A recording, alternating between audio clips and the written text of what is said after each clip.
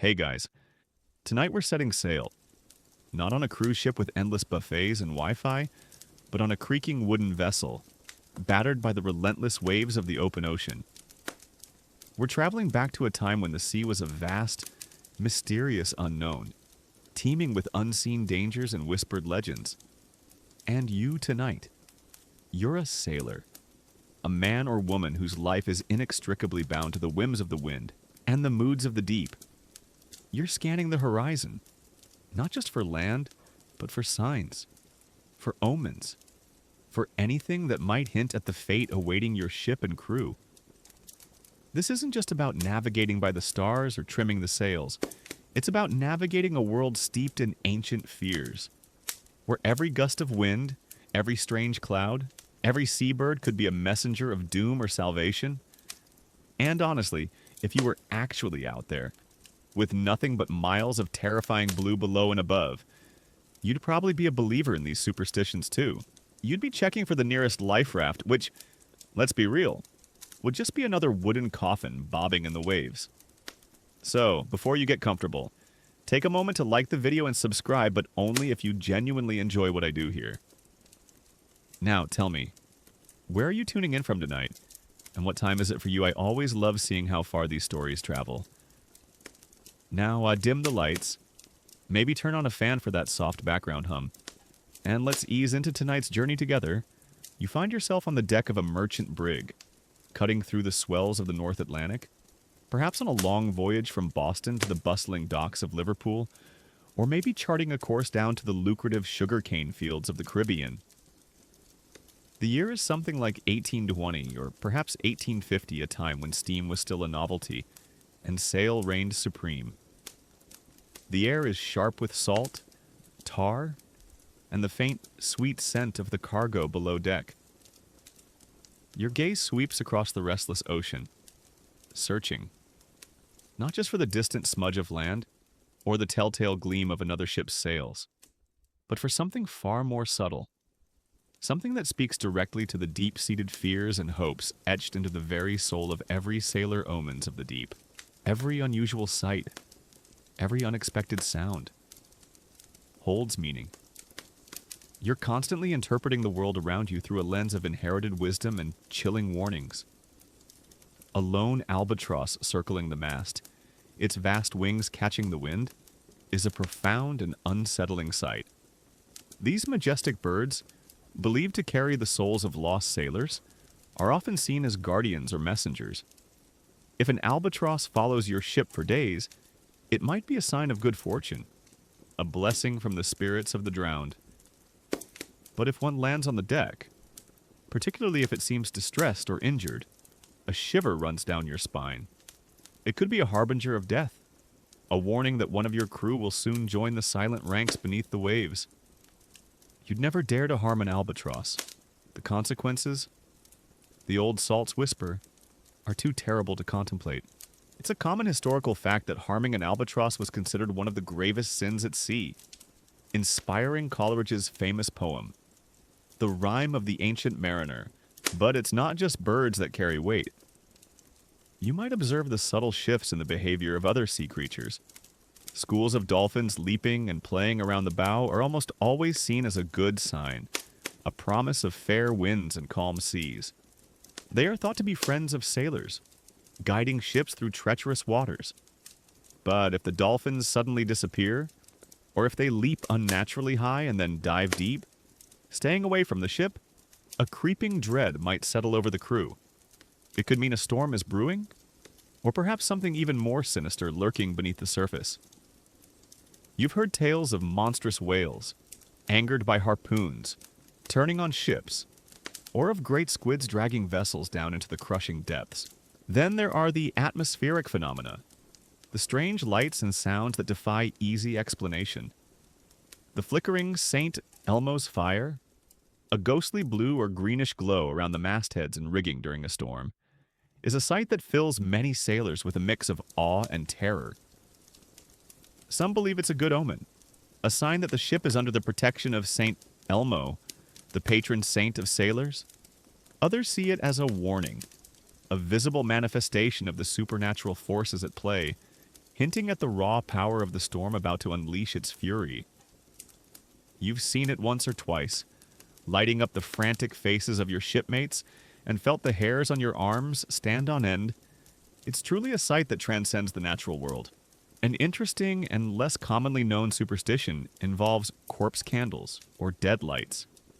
These were believed to be small, flickering lights seen floating on the water, especially at night or in thick fog, thought to be the souls of drowned sailors trying to guide lost ships, or sometimes to lure them to their own watery graves.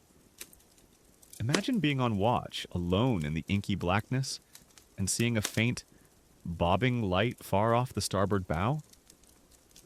Do you follow it, hoping it leads to safety, or do you steer clear, fearing it's a deceptive lure? The academic debate often questions the true nature of these lights. Were they phosphorescence, bioluminescent plankton, or simply the product of exhausted, superstitious minds? Whatever their origin, they were potent symbols of the sea's mystery and danger. The very color and texture of the water could also be an omen. If the sea turns an unusual, murky green or a deep, unsettling black without any apparent reason, it might indicate shifting currents, uncharted shoals, or even the awakening of something ancient and malevolent beneath the waves. The appearance of red skies at night or in the morning held particular significance. Red sky at night, sailor's delight. Red sky in morning, sailor take warning. This common historical saying, rooted in meteorological observation, was elevated to the status of divine prophecy for sailors. You'd scan the dawn horizon with a knot in your stomach if the sky flared with angry crimson. Even mundane objects could become omens, if a rope inexplicably unravels on deck, or if a sail tears without a clear cause. It's not just a material failure, it's a sign of ill fortune, a warning from the fates themselves. You'd quickly mend the rope, patch the sail, but the unease would linger, a quiet dread that something unseen was working against the voyage. Sailors would often whisper about mischievous spirits, or even the ghosts of those lost at sea, tampering with the ship's rigging. It's a bit like your phone mysteriously dying, except instead of just missing a call, you might miss a crucial warning of impending doom. The sounds of the ship also held omens. The creaking and groaning of the timbers were normal, the ship speaking to you as it sailed. But if a particular plank groaned in an unfamiliar way, or if a sound like weeping or muffled shouts seemed to come from the depths of the hold, it could be a sign of a haunting or a foreboding of disaster. You might quickly call for a prayer or discreetly throw a handful of salt over the side to appease any restless spirits. The ocean was a vast graveyard, and its inhabitants, whether fish or spectral and were never far from a sailor's mind. You'd pay close attention to dream interpretation while at sea. Many sailors believed that dreams were messages from the spirit world, especially when far from land. A dream of clear water and gentle breezes might bring a sense of calm to the crew, but a dream of drowning or of grotesque sea creatures would spread unease like a contagion. You'd listen to the recounting of dreams at breakfast, your own mind already searching for connections, for hidden warnings. It's a deeply personal form of omen reading, reliant on the murky depths of the subconscious. Even the simple act of dropping an item overboard was fraught with superstition. If a bucket, a tool, or especially a piece of gear vital to the ship's operation fell into the waves, it was often seen as a bad omen. It meant the sea was claiming its due, demanding a sacrifice, and more might soon follow. You try to retrieve it if possible, but often it was simply lost, swallowed by the vast indifference of the ocean, leaving behind a lingering sense of dread that the sea had just sent you a chilling message. The collective belief in these omens, the constant scanning of the environment for signs, created a shared psychological landscape aboard the ship. It fostered both intense fear and a profound sense of connection to the natural world. Every ripple, every cloud, every distant cry became a potential clue to the future. And as the night deepens and the ship creaks through the endless darkness, you find yourself scanning the horizon, your senses heightened, forever alert to the silent, disturbing whispers of the deep. the rhythmic creak of the ship's timbers, the slap of waves against the hull, and the distant cries of gulls are the constant companions of your days at sea. You've survived the initial voyage, the omens of the deep whispering their subtle warnings. Now, as the journey stretches on, another layer of maritime superstition begins to assert its chilling presence, the rigid taboos surrounding unlucky numbers and dates. For a sailor in this era, every day on the calendar, every count of the crew, every number associated with the voyage, carried a hidden weight, a potential curse waiting to be unleashed. You find yourself on deck, perhaps on a Friday, and immediately, a subtle tension ripples through the crew. Friday is, unequivocally, the unluckiest day to set sail. The very word seems to hang heavy in the air. Many sailors would rather face a squall than leave port on a Friday. The superstition runs so deep that entire fleets would often delay departure for days, waiting for Saturday morning, just to avoid tempting fate. You've heard the old grim tales ships that sailed on a Friday vanished without a trace. Captains who ignored the warning foundered in storms, their crews lost to the waves. It's a common historical fact that Friday was considered a profoundly unlucky day for sailors, leading to countless delayed voyages and even the apocryphal tale of the British Royal Navy building a ship called HMS Friday, that then mysteriously disappeared to try and disprove the superstition it didn't work. Supposedly, beyond Friday, certain numbers were also viewed with suspicion. The number 13, of course, held its usual ominous power. You would never have 13 men in a lifeboat, or even if you could help it. 13 on a fishing trip.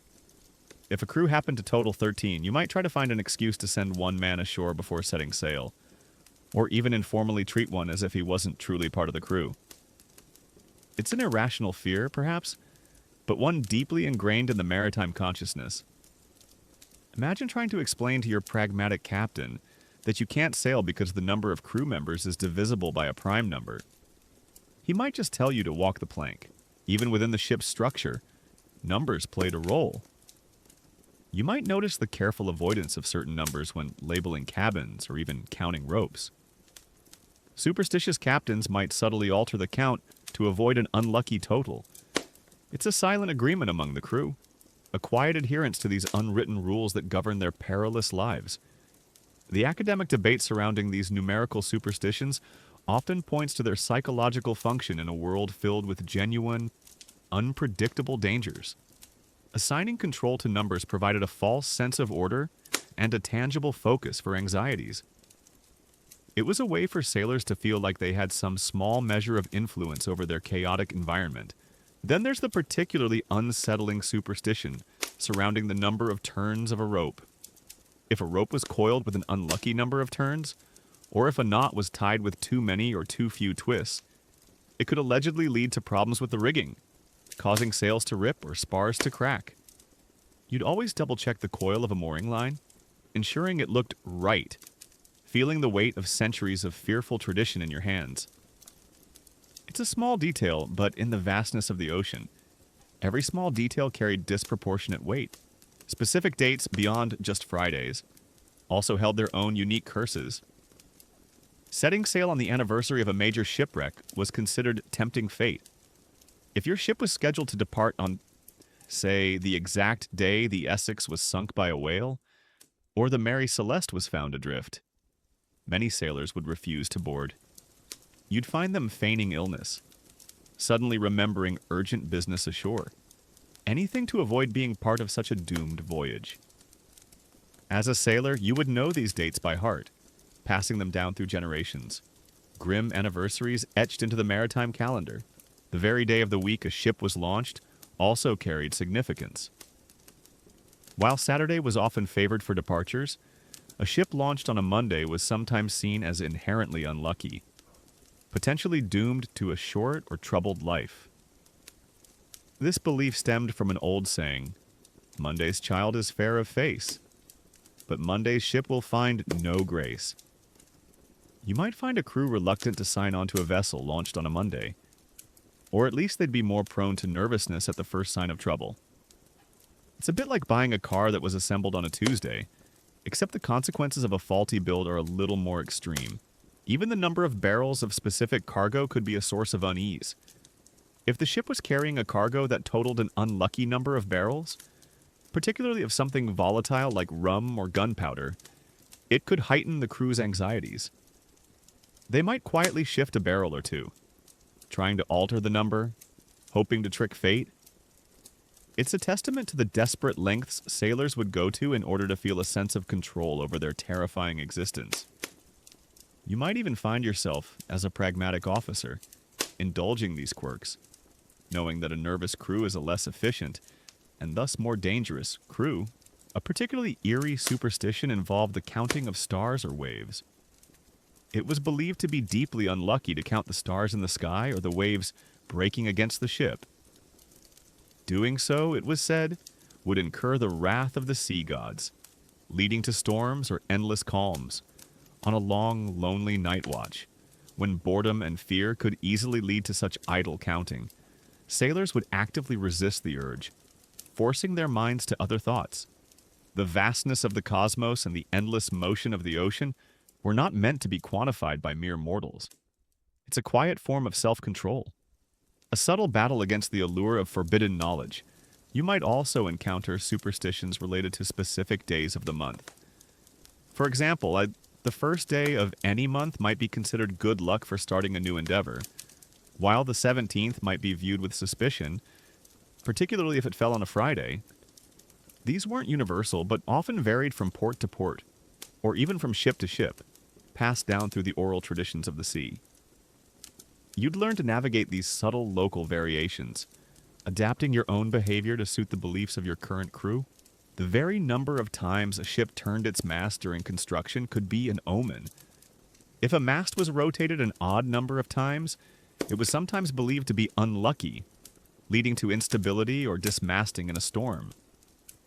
While likely pure folklore, it speaks to the meticulous attention paid to every single detail of a ship's creation, imbuing every element with potential supernatural significance. It's the kind of detail that makes you wonder about the poor shipwrights, constantly second-guessing every swing of their hammer.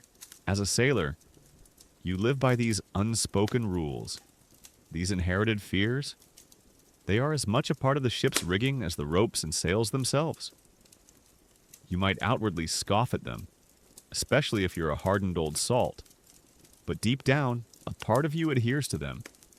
Because when you're alone in the middle of a vast, indifferent ocean, with no land in sight and only the creaking timbers for company, the line between superstition and survival blurs. And as the ship cuts through the dark waves, heading towards an unknown horizon, you silently count your blessings. And perhaps, just as silently, avoid counting anything else. The vast expanse of the ocean, stretching endlessly in every direction, can make a ship feel like a tiny, vulnerable speck. As a sailor, you learn to live with this isolation, this constant exposure to the raw power of nature. But the sea isn't just a force of nature, it's a realm governed by unseen forces, by ancient beliefs that dictate what or who is truly welcome aboard. Today, we delve into the chilling taboos surrounding forbidden passengers and cargo, a set of deeply held superstitions that could, in the minds of the crew, guarantee disaster if violated. You're standing near the gangplank, overseeing the final loading of supplies before setting off from a bustling port like Charleston or New Orleans. Your eyes are sharp, scanning not just the barrels and crates, but also the faces of those who seek passage. First and foremost, you'd eye anyone with red hair with extreme suspicion. Yes, you heard that right. Red hair. It was a common, deeply ingrained superstition that redheads, especially women, brought bad luck to a ship. They were thought to possess fiery tempers that could stir up storms or even secretly be witches. Imagine trying to explain to a potential passenger that they can't board because their hair color offends the sea gods. It's a wildly irrational belief, but one that could lead to genuine tension, or even outright refusal among a superstitious crew. You might quietly try to steer any red-haired individual away from your vessel, or if they were unavoidable, subtly ask them to keep to their cabin. hoping to appease any lurking bad juju. Then there's the even more potent taboo against women aboard the ship, especially during the long voyages. This was one of the most widespread and deeply held superstitions. Women were believed to bring terrible luck, often seen as distracting the crew, causing jealousy and quarrels, and, most damningly, angering the sea itself, which was often personified as a jealous female deity. A ship with a woman aboard was supposedly doomed to encounter storms, calms, or even attract monstrous creatures from the deep. You might find a captain making an exception for a ship owner's wife on a short, pleasant coastal trip, but for a transatlantic journey, it was almost unheard of. This is a common historical fact, though modern historians still debate whether it was purely superstition or also a practical measure related to the harsh living conditions and close quarters on board. An interesting, less commonly discussed detail is the specific exception made for figureheads, the carved wooden figures, often of women, at the bow of the ship. These were not only permitted but revered. They were seen as protectors, spirits that guided the ship and cut through the waves. The irony is palpable. A real woman on board was a curse, but a carved, idealized woman was a blessing. It speaks volumes about the complex, often contradictory nature of these superstitions.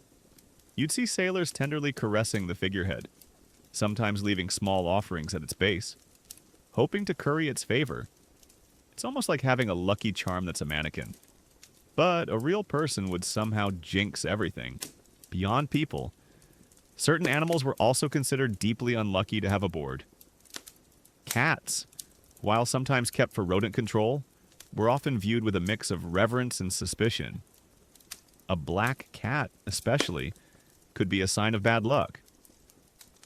Even more strictly forbidden were rabbits. The mere mention of the word rabbit was often taboo on a ship, let alone bringing one aboard. This superstition likely stemmed from rabbits gnawing through ropes and supplies on land. But at sea, it evolved into a belief that they brought violent storms and sinkings. You wouldn't even say the word rabbit on deck. You'd refer to them with euphemisms, like long-eared furry things. The academic debate around these animal taboos often questions their origins. Were they purely supernatural? Or did they have practical roots, for example? Rabbits could indeed gnaw through vital ropes, or even the hull if not contained. Cats, while good for rats, could also be seen as flighty and unpredictable, mirroring the unpredictable nature of the sea. Historians often lean towards a combination of practical concerns evolving into folklore, where a logical problem was eventually attributed to mystical forces. As a sailor, you wouldn't care about the academic debate. You just knew that rabbits meant trouble. Certain food items also carried an unlucky aura. Bringing bananas aboard was a particularly strong taboo, especially for vessels trading with the Caribbean. Ships carrying bananas were supposedly prone to accidents, disease outbreaks, or getting lost at sea. This might have stemmed from the fact that banana cargo ripened quickly, attracted pests, and could ferment, producing gases that made the hold dangerous. But for the sailor, it was simply bad luck, a whispered warning that you ignored at your peril. You'd certainly never pack a banana for your lunch. Even mundane objects could be considered forbidden. Umbrellas, designed for protection from rain, were ironically seen as bringing bad weather and storms if opened on deck. Luggage that was too large or too small, oddly enough, could also be viewed with suspicion. It spoke to a fear of imbalance, of things not being just right in the contained, precarious world of the ship. You'd probably see a shipmate carefully rearranging a small bag, just to make it seem less unlucky. The color green was also widely considered unlucky. Painting parts of the ship green, or having too much green clothing or equipment, was thought to invite disaster. This superstition might have originated from ships sinking and being covered in green algae, associating the color with death and decay at sea. You'd notice that most ship uniforms and equipment would stick to blues, browns, and whites, carefully avoiding the cursed hue. It's a subtle form of appeasement, trying to keep the bad luck at bay through chromatic avoidance. Then there's the cargo itself. If a ship was carrying something deemed unlucky, perhaps a statue from a cursed temple, or a particularly grim historical artifact, the crew's nerves would be on edge for the entire voyage. You might hear whispers about the item radiating malevolence, attracting storms, or even bringing illness to those who touched it. As the sailor responsible for handling the cargo, you'd probably treat such items with extreme caution, maybe even muttering a quick prayer as you secured them in the hold. The act of whistling on deck was another absolute no-no. It was believed to whistle up a gale, conjuring violent winds and storms from the depths of the ocean. The only exception was often a bosun, who used a whistle as a tool for commands. But for any ordinary sailor, a whistle was a forbidden sound, an invitation to disaster. You'd hear a sharp reprimand, or even a superstitious cuff to the ear, if a greenhorn dared to whistle thoughtlessly. It's a rule that stifled boredom but also cemented the pervasive fear of the sea's unpredictable nature. The presence of a priest or minister aboard a ship, while seemingly a source of comfort, was often met with trepidation. They were seen as associated with funerals and death on land, and their presence at sea could be perceived as an ill omen, attracting a burial at sea. You might notice the crew becoming unusually quiet, or even avoiding eye contact, if a man of the cloth joined the voyage. It's a grim association, but in a world where death was a constant companion, every symbol carried a heavy weight. As the last barrels are stowed and the gangplank is drawn in, you feel the subtle tremor of the ship as it begins to move away from the dock. The land recedes, and the vast, inscrutable ocean stretches before you. You look around at your shipmates, a motley collection of weathered faces, each carrying their own superstitions, their own quiet fears. You silently check for any redheads on deck, any bananas in the galley, any stray rabbits in this enclosed wooden world, far from the comforting certainties of land. These bizarre taboos are not quaint folklore, they are vital safeguards against a hostile, mysterious world. And you adhere to them with the quiet conviction of a man whose life depends on it. The vastness of the sea, punctuated by the rhythmic rise and fall of the ship, can lull a sailor into a deceptive sense of calm. But beneath this tranquility lies a primal fear of the ocean's raw power, a force that can turn a placid voyage into a terrifying struggle for survival in mere moments. As a sailor, you learn that tempting this power, even unwittingly, can lead to catastrophic consequences. Tonight, we navigate the perilous waters of whistling up a gale, exploring the dangerous acts and words believed to summon treacherous storms or incur the wrath of the sea gods. You're on the night watch, the ship cutting through the inky blackness. The only sound's the creak of the timbers and the rush of water against the hull. Suddenly, a new hand, a greenhorn perhaps still dreaming of solid ground, lets out a jaunty whistle. The sound, sharp and clear in the quiet night, sends a collective shiver down the spine of every seasoned sailor on deck. Put that wind back in your lungs, boy. A grizzled old salt hisses, his voice low and urgent, accompanied by a quick, superstitious cuff to the ear. The greenhorn looks bewildered, but he quickly learns. Whistling on deck, especially in calm weather, is an absolute ironclad taboo. It's believed to whistle up a gale, literally summoning violent winds and storms from the depths of the ocean. The only exception, as we touched upon, is often the bosun, whose pipe or whistle is a tool for giving commands, a sanctioned use of forbidden sound. But for anyone else, it's an invitation to disaster. This superstition isn't just about sound, it's about control, or the desperate lack thereof. Over the elements, sailors were entirely at the mercy of the wind. A calm could leave them becalmed for weeks, starving and dehydrated. A storm could send them to the bottom in minutes. Whistling, a human act of creating wind-like sound, was seen as a challenge to the sea's authority, an arrogant presumption that mortals could command the very forces of nature. Imagine the sheer terror of being caught in a hurricane, knowing that a moment of thoughtless levity from a shipmate might have been the cause. You'd probably want to throw that whistler overboard yourself, Beyond whistling, other seemingly innocuous actions could also invite the sea's wrath. Cutting your nails or hair at sea was often discouraged, as the discarded clippings were believed to attract storms. The superstition likely stemmed from a desire to maintain personal hygiene and prevent infections in close quarters. But it evolved into a fear of offending the ocean spirits. Similarly, mentioning specific land animals by name, especially pigs or rabbits, was considered deeply unlucky. As we've discussed, you wouldn't just avoid bringing them aboard, you'd avoid speaking their names, using euphemisms instead, as if the very sound could conjure bad luck. Long-eared furry things might be spotted on land, but never rabbits at sea. An interesting and less commonly known superstition involves crossing the wires or crossing paths. If two ships passed each other too closely, especially at night, it was sometimes believed to bring bad luck to one or both vessels.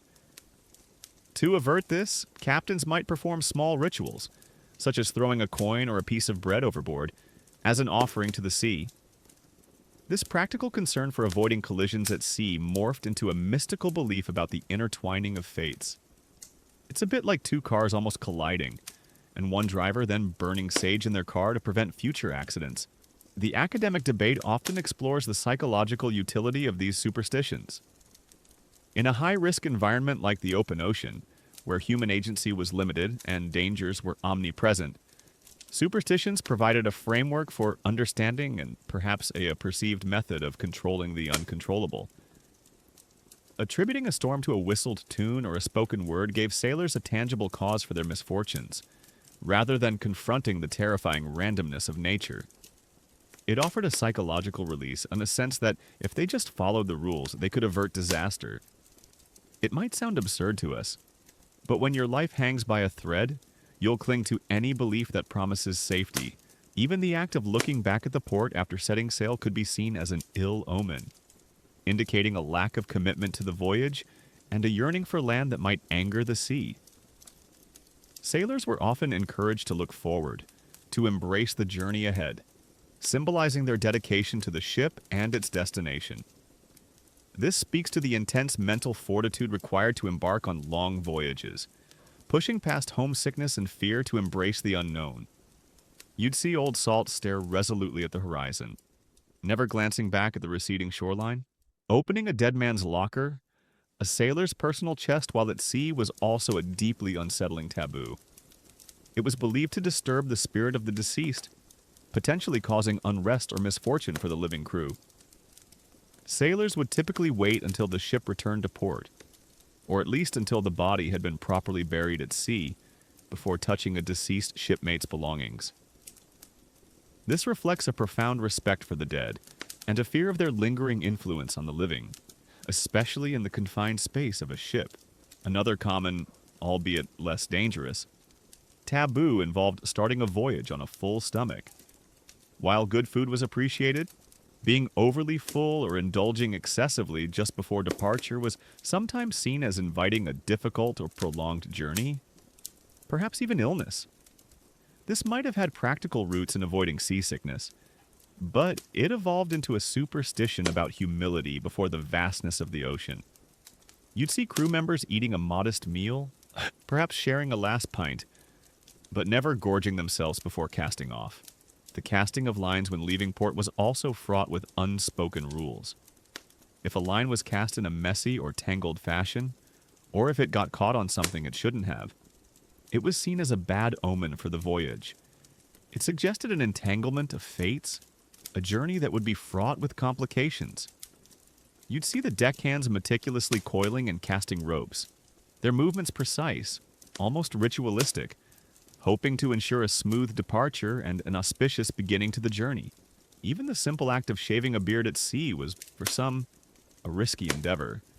While not as universally feared as whistling, some sailors believed it could invite bad luck, perhaps shedding a layer of protection from the elements or upsetting personal spirits. For many, a beard was a badge of honor, a symbol of their time at sea. But for the superstitious, it was also a shield against unseen dangers. You'd often see old sailors with long, flowing beards, not just for warmth, but for reasons of deeply held belief. The pervasive nature of these taboos created a powerful sense of community and shared vulnerability among the crew. They were bound not just by the ship and its mission, but by a common understanding of the unseen forces that governed their lives. Adhering to these rules wasn't just about avoiding bad luck, it was about demonstrating respect for the sea, for fate, and for each other's survival. You might find yourself quietly correcting a new recruit, not out of malice, but out of a genuine belief that their ignorance could jeopardize everyone on board. As the ship plunges onward through the waves, a tiny wooden world adrift in an immense, indifferent ocean, you reflect on these disturbing superstitions. They are irrational, yes, but they are also deeply human, born from a primal need to make sense of the uncontrollable, to find patterns in chaos, and to believe that, just perhaps, a simple whistle or a misplaced word won't be the very thing that pulls your ship and your life down into the cold, crushing depths. And as the dark hours of the watch slowly ebb away, you remain vigilant, not just against the dangers of the sea, but against the hidden dangers of the human spirit. The vast, unknowable depths of the ocean are not merely a realm of wind and waves. They are, in the sailor's mind, a teeming world of mythical beings, entities both alluring and terrifying, capable of luring a ship to its doom or dragging it into the crushing abyss. As a sailor, your imagination, fueled by endless horizons and whispered tales in dimly lit forecastles, conjures images of these creatures. Tonight, we plunge into the chilling lore of mermaids, sirens and krakens, the monstrous inhabitants believed to rule the high seas. You're on watch. A cold, misty night, the kind that makes the world feel vast and empty. The ship creaks, the only sound for miles, when suddenly a faint, almost melodic sound seems to carry on the wind. Is it just the wind playing tricks on your tired ears? Or is it the alluring song of a siren? These mythical creatures, often depicted as beautiful women with enchanting voices, were believed to lure sailors to their deaths on rocky shores. Their songs promised paradise, eternal love, or unimaginable riches, but delivered only shipwrecks and watery graves. You'd quickly stuff your ears with wax or grip a lucky charm, trying to ward off their irresistible pull. The old salts would warn against even looking in the direction of the sound, fearing a gaze could be as fatal as a song. It's a common historical fact that sirens were a pervasive fear among ancient mariners, their legends serving as cautionary tales against recklessness and temptation. Closely related to sirens, yet often distinct in their lore, are mermaids. While sometimes portrayed as benevolent, guiding lost sailors to safety or warning of storms, more often they were seen as fickle, dangerous beings. A mermaid spotted too close to the ship, or one who seemed to gaze too intently at a sailor, was often considered a bad omen, a sign that the sea was about to claim a life. Some tales spoke of mermaids dragging sailors down to their underwater kingdoms, not out of malice, but out of a desire for companionship. Others depicted them as vengeful spirits, capable of summoning storms or capsizing ships if provoked. You'd cast your eyes down, avoiding their gaze, perhaps even spitting into the water to break any potential spell. An interesting and less commonly known superstition surrounding mermaids involved their hair. It was believed that if a sailor found a piece of a mermaid's comb or a strand of her hair, it would bring immense luck and protect them from drowning. However, possessing such an item also meant you were forever bound to the sea, unable to truly settle on land. Imagine the desperate hope and the quiet despair of finding such a relic. It's a bit like winning the lottery, but the prize is that you can never actually go home. The academic debate often questions the psychological origins of these creature myths. Were they simply cautionary tales, warnings against dangerous coastal areas or unknown currents? Or did they arise from misinterpretations of real marine life, like manatees or seals? Seen through the distorting lens of fear and isolation, historians often suggest a combination of both, where natural phenomena and human anxieties melded into fantastic legends. As a sailor, you don't care about the origins. You just know that seeing a mermaid meant you were probably in for a bad day. Or a really, really long swim. Then there are the truly monstrous beings. The titans of the deep that inspired abject terror. The Kraken, a colossal squid or octopus of unimaginable size, was one such horror. Tales spoke of it being large enough to wrap its tentacles around an entire ship, dragging it down into the crushing darkness. Its appearance was a death sentence, a guaranteed, inescapable doom. You'd hear whispered accounts of ships found smashed and splintered, no survivors, and the old salts would gravely nod. The Kraken. The fear of the Kraken was a primal, gut-wrenching dread, an acknowledgement of humanity's utter insignificance in the face of the ocean's true, unknowable power. Beyond the Kraken, other monstrous fish or sea serpents lurked in the darkest corners of a sailor's mind. Gigantic whales, not just ordinary leviathans, but vengeful, intelligent beasts, were believed to pursue ships that had wronged them, overturning vessels or biting them in half. You'd recount tales of the Midgard serpent, or the Loch Ness monster if your journey took you further north, each region having its own localized aquatic nightmares. The vastness of the unexplored ocean allowed the imagination to run wild, populating the depths with every conceivable horror. Even seemingly harmless creatures could be imbued with supernatural dread. The pilotfish, often seen swimming alongside sharks, were sometimes believed to be guides for the sharks, leading them to their prey. If a pilotfish was seen too close to your ship, especially if there were no sharks immediately visible, it could be a chilling omen of a predator lurking just beneath the surface, preparing its attack. You'd feel a prickle of unease, knowing that danger might be closer than it appeared. The phenomenon of ghost ships also played a significant role in maritime lore.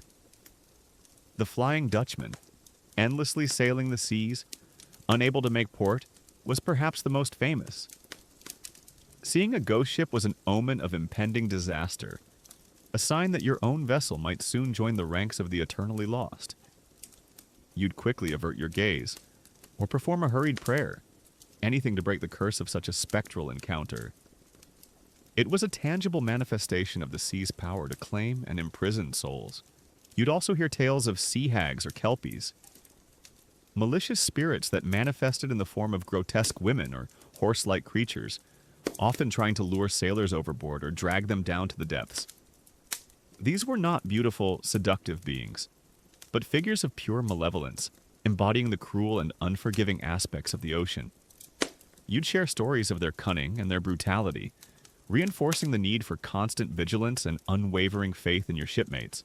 The constant presence of these supernatural beliefs, the conviction that every strange ripple or distant shadow could be a monstrous being, instilled a profound sense of awe and terror. It shaped the very culture of the ship, influencing daily rituals, conversations, and the way sailors approached their perilous tasks. You wouldn't laugh at a shipmate who claimed to have seen a phantom ship. You'd listen gravely, adding it to the growing collection of warnings that populated your world.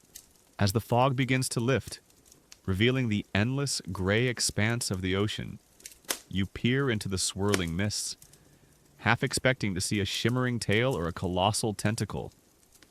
The rational mind tells you it's just the sea, the wind, the waves. But the sailor's heart, steeped in centuries of fear and wonder, knows better. The deep holds its secrets, its monsters, and its magic, and you, adrift on its surface, are forever at its mercy, clinging to your wooden vessel and hoping that tonight its mythical inhabitants will simply let you pass. The boundless, often terrifying, expanse of the ocean fills a sailor's life with a constant, underlying hum of anxiety. But humanity, in its ancient wisdom and desperate hope, has always sought ways to mitigate the unknown, to appease the unseen forces, and to find solace in symbols. As a sailor, you learn that survival isn't just about skill and fortitude. It's about adhering to the subtle rituals and carrying the right objects that promise to curry favor with the capricious sea. Tonight, we uncover the fascinating world of charms for safe passage, the bizarre talismans, rituals, and offerings sailors use to appease the ocean and ensure their return. You're preparing for a long haul across the Pacific, perhaps from San Francisco to the trading ports of China. The deck is abuzz with activity, but amidst the practical tasks of stowing gear and checking provisions, you notice your shipmates performing quiet, personal rituals. One grizzled old salt, his hands gnarled from years of rope work, carefully ties a small, silver coin to the mast. This is a common practice, a silent offering to Neptune, or simply to the sea itself, a payment for safe passage, hoping to ensure the ship's continued good fortune. Sometimes the coin would be a specific denomination, or even one passed down through generations, imbued with the luck of past voyages. It's a pragmatic superstition, a simple bribe to the powerful forces that govern your world. Another sailor might be meticulously carving something into the wooden rail. A fish symbol, a star, or perhaps the initials of a loved one. These carvings were believed to imbue the ship with protective qualities, to act as a ward against malevolent spirits or destructive storms. They were also a personal connection, a silent prayer etched into the very fabric of the vessel. Imagine the comfort of knowing that your ship, your floating home, was covered in these small, heartfelt blessings. It's like putting a tiny prayer on your dashboard, but on a much larger, more perilous scale. An interesting, less commonly known charm involved nail clippings or hair cuttings being thrown overboard at specific times or locations. While cutting nails or hair on board was often considered unlucky, ritually offering a small piece of oneself to the ocean was believed to appease it, to show humility and respect for its power. This was seen as a small sacrifice, a way to ensure the sea would not demand a greater, more painful toll. You might see a sailor quietly perform this ritual, a solemn expression on his face. As the ship cuts through the waves, the academic debate often explores the psychological functions of these charms and rituals. Were they merely superstitions, or did they serve a deeper purpose in fostering a sense of control and reducing anxiety in a high-risk profession? Many historians argue that these rituals provided a sense of agency, allowing sailors to feel that they could influence their fate, even if only symbolically. It's a powerful coping mechanism, giving them a tangible way to express their hopes and fears, rather than simply succumbing to despair. When you're facing down a hurricane, clutching a lucky penny might be the only thing keeping you sane. Then there are the personal talismans, the small, treasured objects carried by individual sailors. A lucky rabbit's foot, despite the taboo against live rabbits, was sometimes carried discreetly, believed to ward off evil. A four-leaf clover, pressed flat and carried in a worn leather pouch, promised good fortune. Some sailors carried a shark's tooth, believed to offer protection against sharks and other dangers of the deep. These were deeply personal, often unique to the individual, and rarely spoken of openly, for fear of diminishing their power. You might notice a shipmate quietly touching a hidden object in his pocket before a particularly dangerous maneuver, a silent plea for protection. Beyond physical objects, certain actions or phrases were also considered charms. Spitting into the ocean was often done to ward off evil spirits or to show contempt for bad luck. Tossing a piece of bread or a bit of food overboard was a common offering to the sea or to the spirits of the drowned, ensuring they wouldn't demand more from the living. You might even hear sailors subtly whistling a specific tune, a well-known sea shanty believed to bring fair winds, a rare exception to the general taboo against whistling, because this was a controlled, intentional summoning. The use of tattoos also played a significant role as charms for safe passage. Many sailors sported elaborate inkings, not just for decoration, but for protection. A pig and a rooster tattooed on the ankles were believed to prevent drowning, as these farm animals were often carried in wooden crates and thus survived shipwrecks that sent larger, heavier animals to the bottom. A star on the chest or hands offered guidance, ensuring safe navigation. A dragon or a serpent might ward off evil creatures of the deep. These tattoos were permanent charms, etched into the skin, a constant prayer and protection. You'd see these designs on almost every experienced sailor, a silent language of belief. Even the names of the ships themselves were chosen with care, often reflecting hopes for good fortune or protection. Names like Hope, Fortune, Neptune's Blessing, or names of saints like Saint Christopher were common. You would be proud to serve on a ship with an auspicious name, believing it carried inherent luck. Conversely, serving on a ship with a name deemed unlucky, or one that had been poorly renamed, would fill the crew with unease. It's like naming your first child Disaster. You're just asking for trouble. The act of pouring a libation, a small amount of alcohol overboard before setting sail or during a storm, was another common appeasement. It was a drink for the sea gods, a way to soothe their tempers and ask for calm waters. You'd see the captain, or perhaps the most senior officer, perform this ritual, a solemn moment of communion with the powerful forces of the deep. It wasn't just a waste of good rum, it was a vital part of ensuring survival. The practice of leaving an ear of corn or a small bag of grain on deck for a night was believed to invite good spirits onto the ship, or to ensure bountiful fishing. These were offerings of sustenance, a gesture of hospitality to the unseen guardians of the sea. You might quietly place such an offering yourself, hoping it would bring a blessing to the voyage. As the sun dips below the horizon, painting the sky in fiery hues, you stand on deck, feeling the familiar roll of the ship. You might quietly rub the smooth, worn surface of a small, polished stone in your pocket, a piece of flint, perhaps, or a smooth pebble from your home shore. It's your personal charm, your silent prayer for a safe return. In a world where so much is beyond human control, these rituals and talismans offer a fragile but vital sense of comfort, a connection to something ancient and powerful, helping you navigate not just the waves, but the profound anxieties of the deep.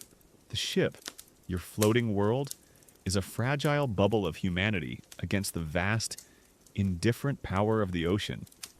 It's not merely wood and canvas, it's a living entity, imbued with its own spirit, its own luck, and its own vulnerabilities. As a sailor, you understand that ensuring safe passage isn't just about personal charms or avoiding unlucky numbers. It's about adhering to the solemn, often bizarre rituals performed on the vessel itself. From its very christening to the daily acts meant to ward off evil spirits and unseen dangers, you're nearing port after a long, arduous journey through stormy seas. The ship, battered but unbroken, feels like a loyal companion that has endured alongside you. You recall the ship's christening ceremony, a moment of profound significance. It wasn't merely a formality, it was a sacred rite. You remember the breaking of a bottle of champagne or perhaps rum, depending on the era and locale against the bow. This wasn't just for celebration, it was a blood substitute, a symbolic offering to the sea to appease its thirst and ensure a safe, prosperous life for the vessel. If the bottle didn't break cleanly, a collective gasp would ripple through the crowd on shore, a chilling omen of bad luck for the ship and all who sailed on her. Imagine the pressure on the person doing the christening, knowing that a fumble could doom an entire vessel before it even touched the water. It's a common historical fact that christening ceremonies, often involving wine or champagne, were believed to imbue a ship with luck and protection. Once a ship was launched, its name was almost as sacred as its hull. Changing a ship's name was considered one of the gravest offenses against maritime tradition, guaranteeing terrible luck. It was believed that every ship had a soul, and a new name would confuse the sea gods, or worse, anger them, leading to retribution. If a ship absolutely had to be renamed, elaborate rituals were performed to exorcise the old name, involving writing the old name on a piece of paper, burning it, and casting the ashes into the sea with offerings. Only then could a new name be safely applied cautiously, with prayers and fresh blessings. You'd certainly never sign on to a ship that had been casually renamed without such a ceremony. An interesting, less commonly known ritual involved the nailing of a coin to the mast. This wasn't just a simple offering during christening. Sometimes a gold or silver coin would be hammered into the mast by the captain, particularly on new ships or after a harrowing voyage. This coin was believed to attract good fortune, symbolize wealth, and act as a permanent offering to the ship's spirit, protecting it from harm. Imagine the quiet reverence with which a captain would perform this act, knowing that a single piece of metal was, in their belief, helping to secure the safety of their entire crew. The academic debate often focuses on the intersection of pagan beliefs and emerging Christian practices in maritime superstitions. While many rituals seemingly appealed to older sea deities, they were often intertwined with prayers to Christian saints, like Saint Elmo or Saint Nicholas. Historians suggest this shows a pragmatic blending of beliefs where sailors sought protection from any and all available spiritual sources. As a sailor, you weren't concerned with theological consistency. You were concerned with survival. If throwing a coin overboard and saying a Hail Mary helped keep the ship afloat, then you do both. The figurehead at the bow of the ship, often a beautifully carved woman, was much more than mere decoration. She was the ship's eyes, guiding it through treacherous waters, and her spirit was believed to protect the vessel. Sailors would speak to the figurehead, sometimes leave small offerings at her base, or even polish her regularly, ensuring she was well maintained and respected. If a figurehead was damaged or lost at sea, it was seen as a terrible omen, a sign that the ship had lost its protector and was now vulnerable to the dangers of the deep. You'd feel a prickle of fear if you saw a ship with a broken figurehead limping into port. Even the mundane act of sweeping the deck held ritualistic significance. Sweeping dirt or debris overboard, especially from stern to bow, was sometimes believed to sweep away good luck or knowledge from the ship. Instead, the debris would often be swept forward, gathered, and then thrown off the bow, symbolically pushing bad luck away from the ship's course. It's a small, daily act, but imbued with a deeper meaning about controlling the flow of fortune on your floating world. You'd watch the deckhands carefully, making sure they swept the right way. The laying of the keel, the very first timber of the ship's construction, was often accompanied by rituals to ensure good luck. Sometimes coins would be placed under the keel, or specific prayers would be recited. The belief was that the ship's fortune was decided from its very foundation. You'd trust a ship that you knew had a lucky keel laying, feeling a quiet confidence in its inherent good fortune. You'd also encounter superstitions about specific wood for repairs. If a ship needed a new mast or a major hull repair, certain types of wood might be preferred for their perceived strength or luck-bringing properties, while others might be avoided entirely. This wasn't just about practical durability, it was about the wood's inherent spiritual qualities. Imagine arguing with a shipwright who refuses to use a certain timber because it feels wrong for the ship's spirit. The act of spitting on the deck was generally considered bad luck, as it showed disrespect to the ship. However, spitting into the sea was often seen as an appeasement to the ocean, especially during rough weather or after an unlucky incident. It's a fine line.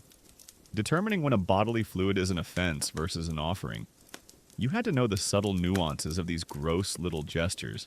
As the sun begins its slow descent, painting the sky in a riot of colors, you watch the ship glide through the water. Every creak, every gentle sway, feels like a breath from a living being. You know that beneath the practicalities of rigging and navigation, there's an intricate web of belief, of unspoken rules and ancient rituals that binds you to this vessel. You trust not only in the skill of your captain and the strength of the timbers, but also in the quiet, ceaseless magic woven into the ship itself. It's a comforting thought, a whisper of protection in the vast, indifferent expanse of the ocean, promising that your ship, your home, will carry you safely through the night. The vast, watery expanse is not just a place of living creatures and unpredictable weather. It's a colossal graveyard, holding the secrets of countless lost souls. For sailors, death at sea is a grim reality, but it's a reality steeped in a chilling array of superstitions and rituals designed to appease the restless dead and to prevent their lingering spirits from haunting the living. As a sailor, you learn that how a shipmate departs the world and how their passing is honored can profoundly impact the fortune of the entire vessel. Tonight, we explore the somber customs surrounding death at sea, grim rituals performed to ensure peace for the departed and safety for the living. You're on deck. The sky a vast, indifferent canvas of gray. A shipmate, old Thomas, has succumbed to a lingering fever, his last breath a rattling sigh in the pre-dawn hours. The somber atmosphere is thick, not just with grief, but with a profound sense of ritualistic duty. The body is carefully prepared, often sewn into a canvas shroud, with the last stitch traditionally passing through the nose to ensure the person is truly deceased and not merely in a coma. This gruesome practice, while ensuring no one was accidentally buried alive, also served a symbolic purpose to bind the spirit to the body, preventing it from wandering and causing mischief. It's a common historical fact that sailors' bodies were traditionally sewn into canvas and waited for burial at sea. The burial at sea itself is a solemn, hurried affair. The ship is halted, or at least slowed, and the crew gathers. A prayer is often read, a simple passage from Scripture, or perhaps a more ancient, heartfelt plea to the sea itself. The body is then committed to the waves, sliding from a plank into the cold embrace of the ocean. The splash is a final, chilling sound, marking the definitive departure. It's vital that the body sinks quickly. A floating corpse was a terrifying omen, signifying that the sea had rejected the offering, or that the spirit was too restless to find peace. Destined to haunt the ship, you'd ensure the weights, often cannonballs or heavy stones, were securely fastened, hoping for a swift descent into the depths.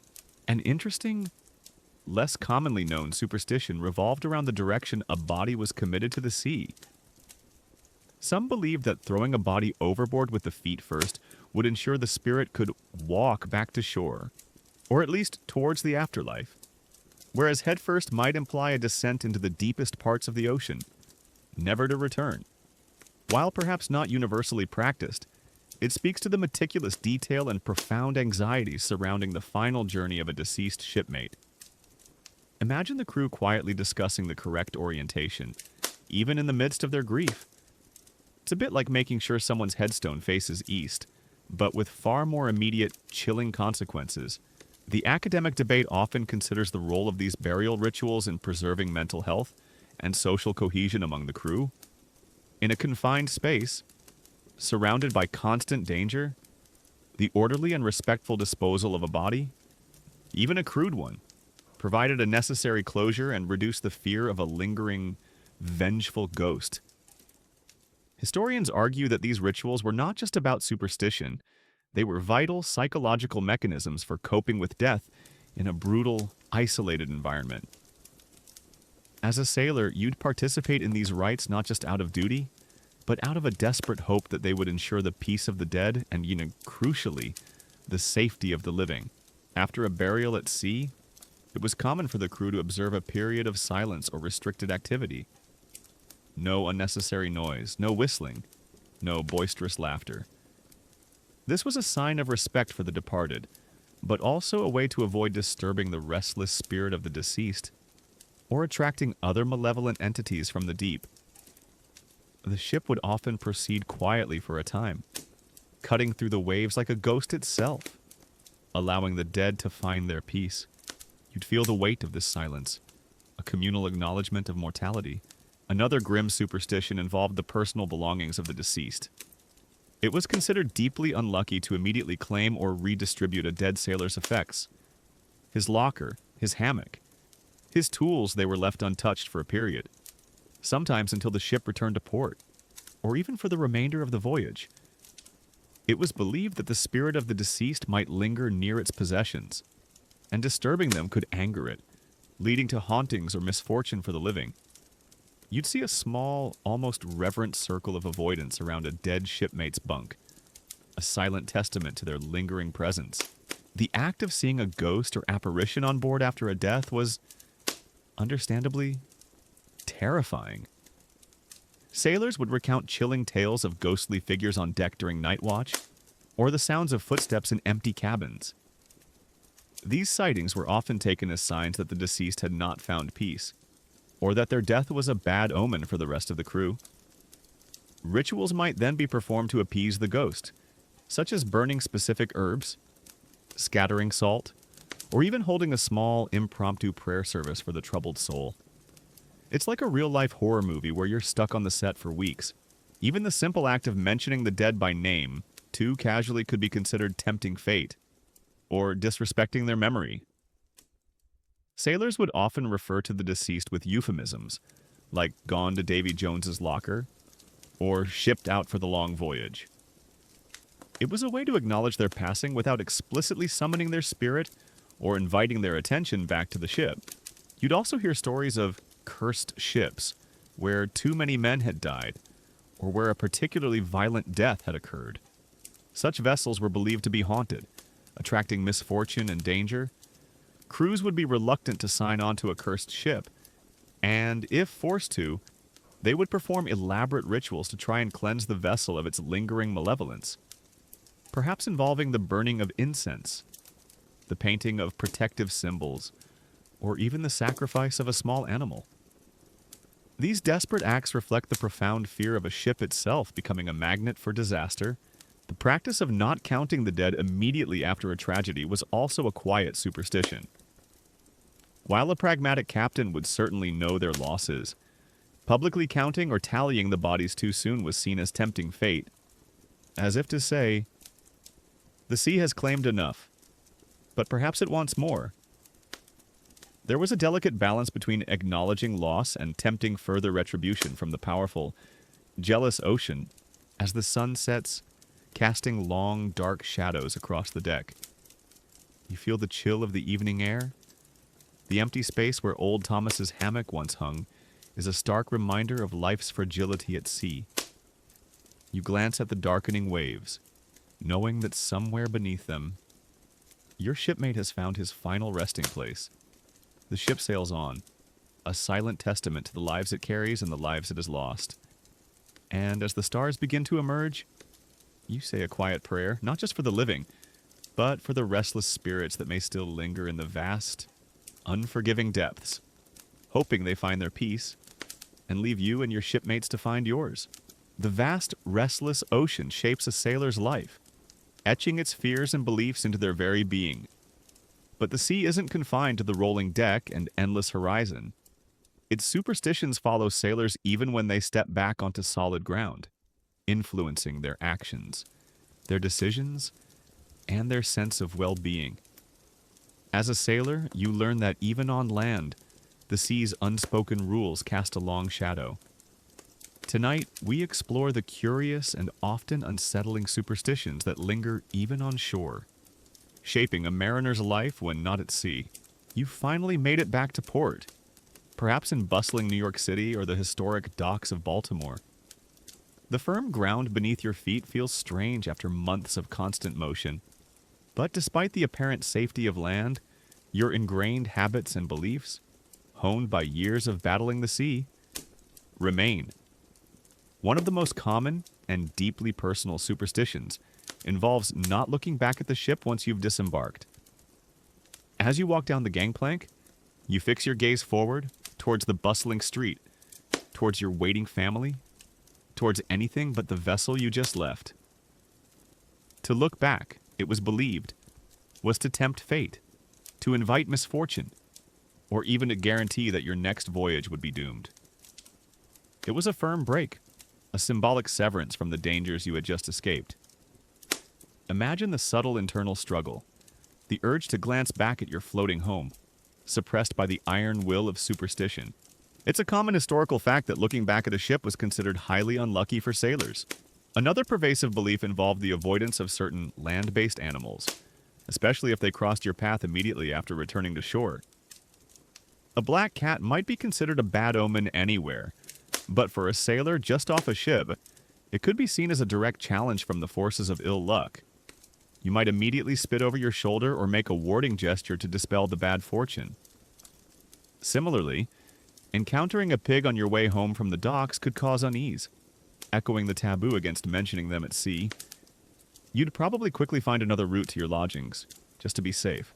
An interesting, less commonly known superstition revolved around the very first thing you saw or heard upon stepping ashore. If it was a cheerful sight, like a child laughing or a dog wagging its tail, it was considered a good omen for your time on land. But if it was something grim, like a funeral procession or a quarrel, it would cast a pall over your shore leave. Sailors, unconsciously or consciously, would often try to seek out positive first impressions, a tiny ritual to bless their time away from the waves. It's a bit like a modern-day athlete having a specific pre-game routine, but it extends to every aspect of their life, even after the game is over. The academic debate often questions the psychological transition sailors underwent when moving from the highly structured, dangerous environment of a ship to the relative freedom and chaos of land. Superstitions provided a sense of continuity, a familiar framework for interpreting the world. Even when the immediate dangers of the sea were absent, they offered a way to manage anxiety and exert a perceived control over their new surroundings, making the transition less jarring. Historians suggest that these lingering beliefs highlight the profound impact the maritime life had on a sailor's psyche, creating a unique worldview that persisted far beyond the dock. You'd also find sailors adhering to superstitions about their clothing and appearance when on shore. Some believed it was unlucky to immediately change out of their seafaring clothes, or to shave off a beard grown at sea, as it might strip away their good luck or the protection granted by the ocean. They might wear their worn-out sea boots or a particular scarf for a day or two, slowly reacclimatizing to land life. It's a subtle way of easing out of the maritime mindset, a slow shedding of their seafaring skin. The first drink in a tavern after a long voyage was often accompanied by its own set of rituals. Many sailors would pour a small libation on the floor, an offering to their deceased shipmates or to the sea spirits, before taking their first sip. It was a symbolic act of remembrance and appeasement, ensuring that their merriment on land didn't incur the wrath of those still beneath the waves. You'd see old salts quietly perform this gesture, their eyes momentarily distant, lost in memory. Even mundane domestic tasks could become infused with superstition. Mending clothes or nets in certain ways or at certain times on land might be avoided, for fear of affecting their luck on the next voyage. You might see a sailor carefully put away a fishing net, refusing to mend a small tear until a specific day or phase of the moon, believing that a hasty repair would lead to an empty catch. It shows how deeply ingrained these beliefs were, permeating every aspect of their existence. The telling of sea stories, particularly those involving supernatural encounters or near-death experiences, also had its own etiquette on land. While sharing tales was common, embellishing or lying about them too much, especially in a disrespectful way, was considered inviting misfortune for future voyages. There was a fine line between a good yarn and a dangerous fabrication, and sailors instinctively knew where that line lay. It was like a professional storyteller's code of conduct, where the stakes were their future lives.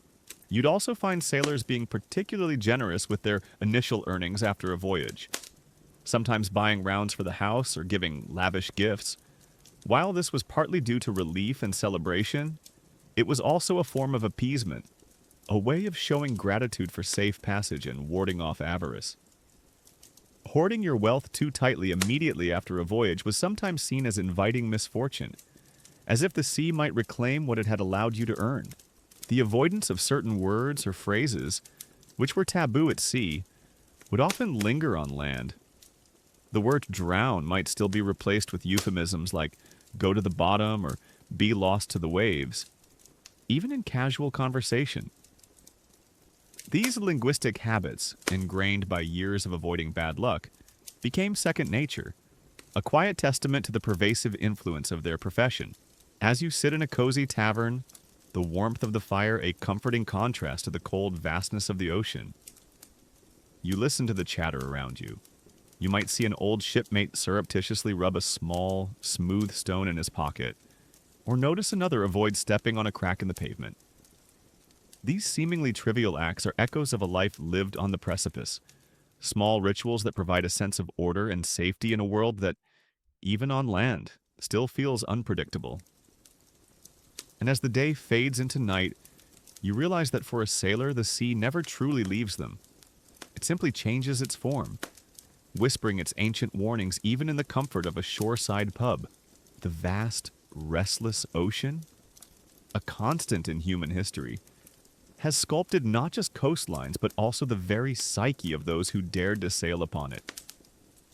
From the earliest dugout canoes to the grand clipper ships, the fear and awe of the sea gave rise to a tapestry of superstitions that, even today, whisper on the wind. Tonight, we gently close our journey by reflecting on the echoes on the wind, how these ancient beliefs shaped maritime history, influenced the lives of countless sailors, and continue to resonate in our collective imagination long after the golden age of sail has passed. You are an old sailor now, retired from the sea, perhaps living in a small cottage overlooking the Atlantic in a quiet New England town, or maybe further south along the Outer Banks. The scent of salt air still clings to your clothes, and the distant cry of a seagull still brings back a flood of memories. You recall the sheer power of these superstitions, how they governed every aspect of life at sea. The fear of whistling up a gale meant quiet watches during placid days. The taboo against redheads could alter a ship's crew. The solemn rituals for burials at sea provided a fragile sense of peace in the face of inevitable loss. These weren't quaint stories. They were as real as the storms that battered your ship, as vital as the ropes you hauled. The impact of these beliefs on maritime history is profound. They influenced everything from shipbuilding, with lucky coins hammered into keels and protective figureheads adorning bows, to voyage planning, delaying departures due to an unlucky Friday. They shaped the social dynamics on board, fostering a unique camaraderie born from shared fears and common rituals. A ship was more than just a vessel. It was a floating universe governed by its own set of sacred laws. Imagine how many thousands of voyages were altered, delayed, or even abandoned because of these deeply held beliefs. It's a common historical fact that superstitions heavily impacted sailing schedules and ship design for centuries. An interesting, less commonly known fact is how some seemingly irrational superstitions might have had practical, albeit forgotten, origins. The taboo against bananas on ships, for instance, might have stemmed from their rapid ripening, which could spoil other cargo, or the fact that their fermentation could produce dangerous methane gases in confined holds. The fear of rabbits could relate to their capacity to gnaw through vital ropes or even the ship's timbers. Over time, the practical root was forgotten, and the warning transformed into a powerful, mystical taboo. It's like forgetting why you don't stick a fork in an electrical outlet, and just believing it's because the electricity spirit will get angry. The academic debate often explores the evolution of these superstitions in the face of scientific advancement. As navigation became more precise, as weather forecasting improved, and as engineering created sturdier ships, did these beliefs simply fade away? Historians suggest that while some certainly diminished, many adapted, lingering as cultural echoes or as comforting rituals in the face of the still unpredictable ocean. Even today, you'll find modern sailors with a small, lucky charm, or a quiet aversion to certain actions, a testament to the enduring power of tradition and the timeless human need for a sense of control. You close your eyes, and you can still feel the sway of the deck, hear the mournful cries of the gulls. You remember the chilling tales whispered in the forecastle during long, dark watches of mermaids singing on moonlit nights, of the colossal kraken lurking in the abyss, of ghost ships sailing endlessly with their damned crews. These stories weren't just entertainment, they were warnings, moral lessons, and expressions of a profound respect for the ocean's power. They connected you to generations of sailors who had come before, a shared inheritance of awe and terror. The modern world, with its GPS and satellite communications, might seem far removed from these ancient fears. Yet the language of the sea, steeped in these old beliefs, still permeates our culture. We speak of crossing paths or whistling in the dark without realizing their maritime origins. These ship of fools, loose cannons, or three sheets to the wind are all echoes of a bygone era when the ocean was the ultimate classroom for humanity's deepest fears and highest hopes. As the last light of day fades from the horizon and the stars begin to emerge, you look out at the gentle waves lapping at the shore. The sea still holds its mysteries. But for you, the old sailor, it is no longer a source of terror, but a source of profound memories.